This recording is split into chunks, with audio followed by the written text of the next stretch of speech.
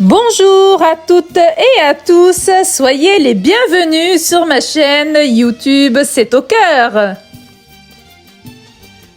Merci à tous mes abonnés, vos commentaires me touchent droit au cœur. Pour celles et ceux qui découvrent ma chaîne YouTube, je vous invite à vous abonner en cliquant sur mon petit logo qui se trouve juste en bas à droite de vos écrans. Dans la tradition tunisienne, il est de coutume de cuisiner pour le deuxième jour El Mouharram, c'est-à-dire notre nouvel an, un plat dont la couleur est verte. Donc moi, aujourd'hui, je vous propose de découvrir la mloukhia tunisienne, qui est de la corette potagère, qui est cuisinée depuis l'époque pharaonique quand même, et dont les vertus ancestrales ne sont plus à démontrer. La mloukhia, de par son apparence, ne donne vraiment pas envie d'y plonger son morceau de pain. Pourtant, cette sorte de ragoût se rapproche beaucoup en termes de goût de l'oseille. Je vous invite à réaliser cette recette au goût unique et exceptionnel. Suivez bien, s'il vous plaît, les étapes de la recette pour réaliser ce plat qui, à l'époque, était réservé aux rois et aux gens aisés. Pour la recette de ma mloukhia tunisienne, il vous faudra au total 100 ml d'huile d'olive, de l'eau 1,6 litre, de la mloukhia en poudre donc que vous pouvez trouver dans n'importe quelle épicerie orientale, du concentré de tomate l'équivalent d'une cuillère à soupe. J'utilise pour ma recette de la harissa berbère, donc de la marque Reida, c'est une fabrication tunisienne. En termes d'épices, j'utilise un mélange de coriandre en poudre et de karvi. Du piment en poudre, vous utilisez ou du fort ou du doux à votre convenance. Ensuite, j'aurai besoin d'un peu de poivre, du sel pour l'assaisonnement. La suite de la recette, j'aurai besoin de quelques feuilles de menthe, 3 feuilles de laurier, 7 gousses d'ail, 2 piments, des petites fleurs comestibles pour la décoration. Pour la viande, j'utilise des souris d'agneau. J'ai épluché mes 7 gousses d'ail, donc je les ai mis au fond de mon mortier. Je vais mettre un mélange de poudre de karvi et de coriandre. Donc là, j'ai mis une cuillère à café et là, on va dire une deuxième. Allez, 2 grosses cuillères à café bien remplies. Ensuite, je vais mettre voilà, ça en piment. Pas beaucoup. Le poivre, pareil, une pointe. Et je vais écraser le tout.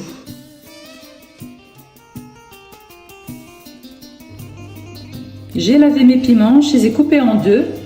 Donc j'ai gardé une moitié donc à réserver pour la mettre dans ma mloukhia, donc à la fin de la cuisson.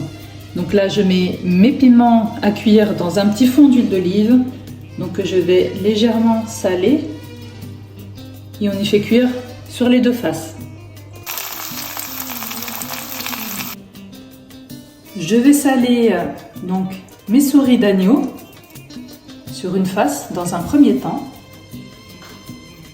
La face qui est salée, donc je vais la mettre dans le fond de ma poêle, dans l'huile qui a servi à la cuisson de mes piments. Et on n'hésite pas à augmenter.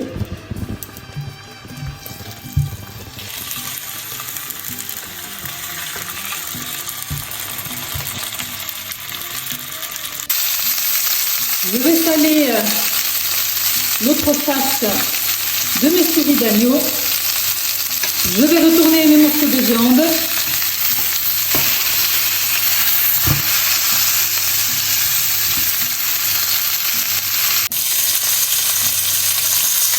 Pour apporter du goût à votre mloukhia, je vous invite à saisir votre viande dans une huile chaude qui s'est déjà imprégnée des parfums de mes piments. En procédant ainsi, les viandes sont saisies et forment une croûte protectrice. Les sucres sont enfermés dans les morceaux de viande. Je retire donc mes morceaux de viande que je réserve dans une assiette.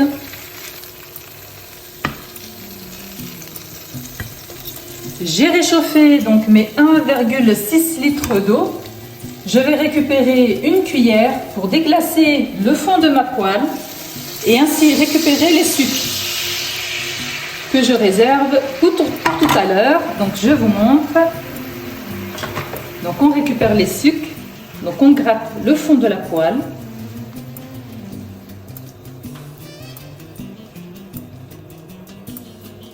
Donc cette eau-là va me servir à parfumer donc ma mloukhia.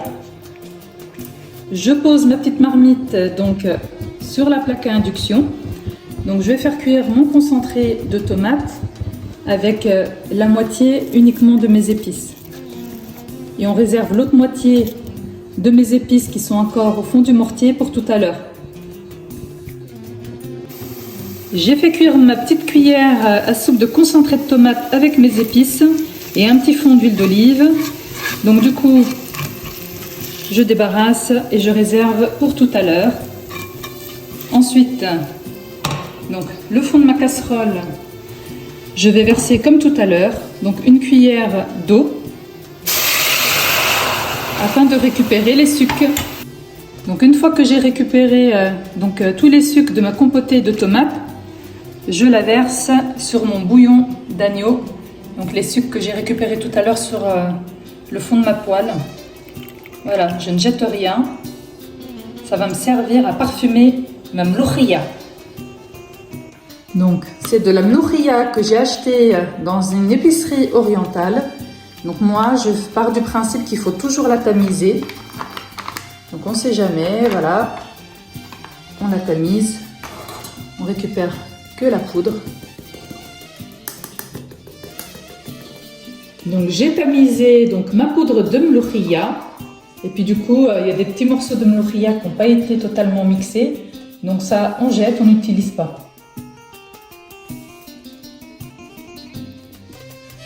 Au total, j'ai versé 100 ml d'huile d'olive.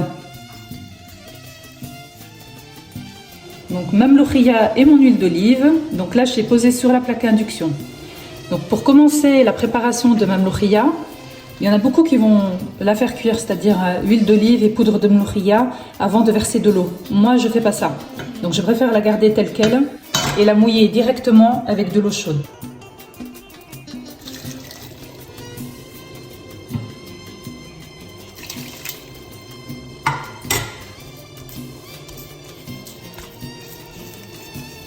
Donc mloukhia, huile d'olive, de l'eau chaude.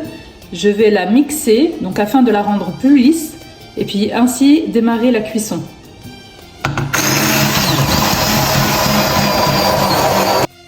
Donc voici ce que ça donne. Donc après avoir versé toute l'eau chaude et mixé, cela donne un aspect d'une soupe d'oseille avec un aspect gluant mais qui disparaîtra au cours de la cuisson. Donc après 40 minutes de cuisson, donc j'ai mixé régulièrement ma mloukhia, mais comme je vous ai dit, si vous n'avez pas de mixeur, utilisez une bonne cuillère en bois, ça ira très bien, afin voilà, d'éviter que ça accroche au fond. Donc ensuite, je vais récupérer donc mon petit bouillon de tout à l'heure que je vais filtrer. Voilà. Ensuite, je vais rajouter donc mon concentré de tomate qui a cuit dans l'huile d'olive et les épices et l'ail.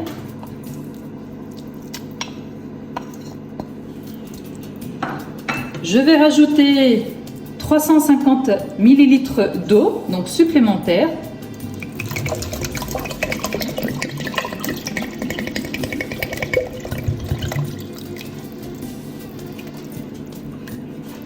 Et ensuite, je vais mettre mes morceaux de viande.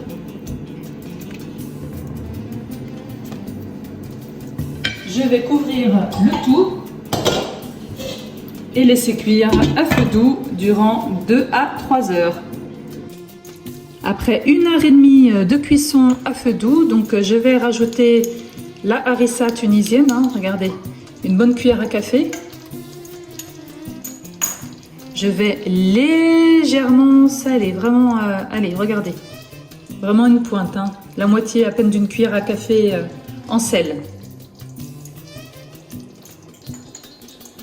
Donc on mélange bien pour que la harissa soit bien répartie dans ma mloukhia ainsi que le sel. On recouvre, on laisse encore cuire, donc à feu doux. Après 2 heures de cuisson, donc je vais rajouter donc mes 3 feuilles de laurier et mes 3 branches de menthe.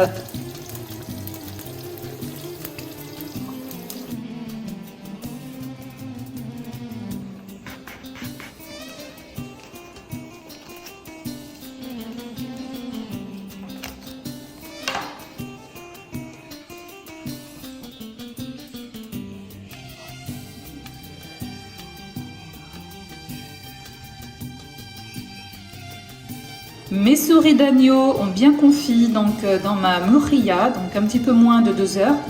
Donc là, je vais retirer mes morceaux de viande et les débarrasser dans une assiette.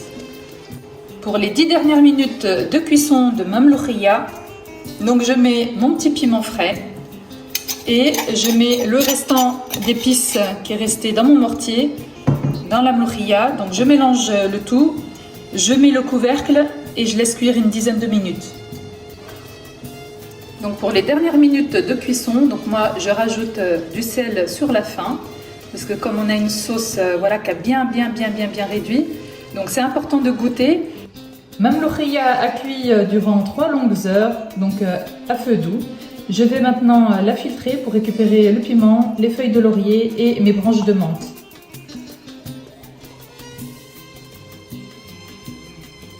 J'ai filtré ma mlokhia, maintenant je vais rajouter de l'huile d'olive, c'est-à-dire accrue. Parce que la recette de mlokhia de nos grands-mères, généralement en fin de cuisson, ça baigne. Donc il y a de l'huile qui remonte en surface, ça baigne. Moi, je préfère faire l'inverse, c'est-à-dire démarrer avec très peu d'huile et en rajouter, mais vraiment sur la fin, pour profiter des bienfaits de l'huile d'olive.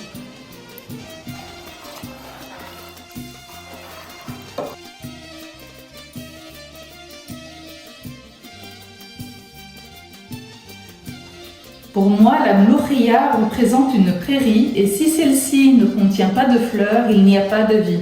C'est pour cela que je décide d'y ajouter des pétales de fleurs comestibles.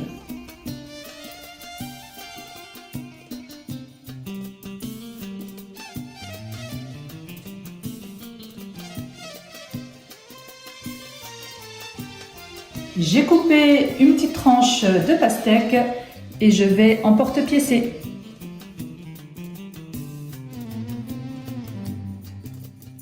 Je vais disposer donc mes petites olives vertes que j'ai farcies avec de la harissa.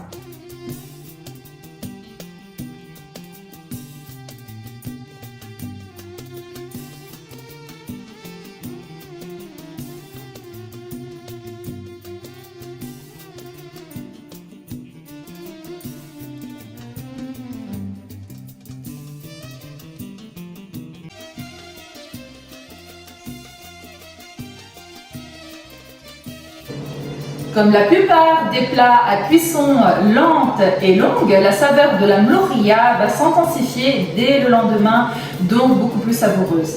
Je vous propose pour déguster la mlokhia, la baguette de tradition française, ou bien comme moi aujourd'hui avec des petits pains orientaux faits maison. En boisson, je vous propose cette boisson gazeuse artisanale d'Alsace, saveur citron jaune, citron vert.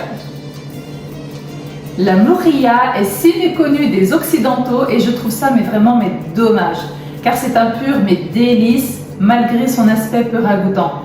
Éduquons nos palais avec des saveurs nouvelles. Si le résultat final vous a plu, alors abonnez-vous, likez, commentez et partagez.